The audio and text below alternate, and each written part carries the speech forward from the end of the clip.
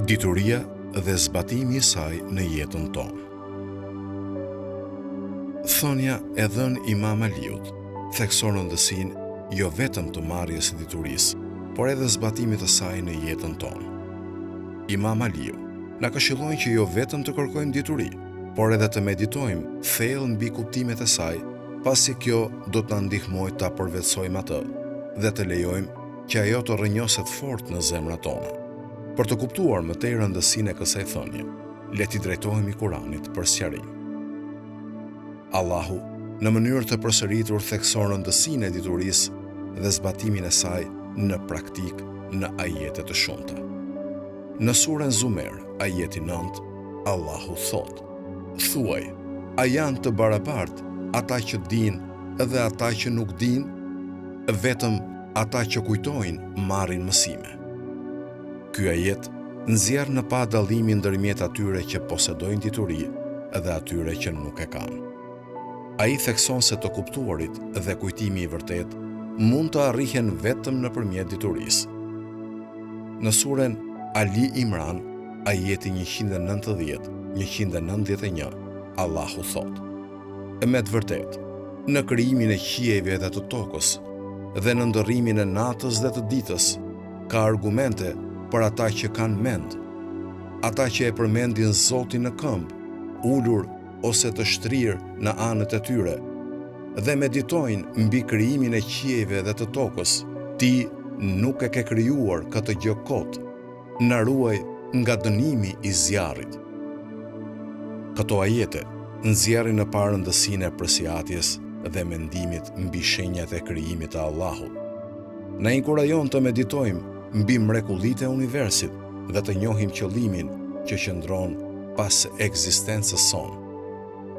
Zbatimi praktik i diturisë theksohet edhe në surën Asr, ku Allahu thotë: "Pasha kohën, me të vërtetë, njerëzit janë në humbje, përveç atyre që besuan dhe bën vepra të mira, e këshilluan njëri tjetrin për të vërtetën dhe që këshilluan njëri tjetrin për durim." Këto ajete na kujtojnë se suksesi i vërtet qëndron në kombinimin e besimit me veprimet e drejta dhe në inkurajimin e njëri tjetrit drejt së vërtetës dhe durimit. Kjo nxjerr në parë rëndësinë jo vetëm të marrjes së njohurive, por edhe veprimit sipas saj dhe këshillimit të tjerëve që të bëjnë të njëjtën gjë. Thënia e Imam Aliut shërben si udhërrëfyes praktik për muslimanët. Na kujton se dituria nuk është thjesht një kërkim intelektual, por një forcë transformuese që duhet të formosojë veprimet dhe qëndrimet tona. Duke vepruar sipas njohurive, ne mund të sjellim ndryshime pozitive në veten dhe shoqërinë. Për më tepër, soditja e thellë dhe mendimi mbi kuptimet e diturisë na mundësojnë të fitojmë një kuptim dhe vlerësim më të thellë të urtësisë së saj. Pasojat e zbatimit të kësaj thënie janë të thella.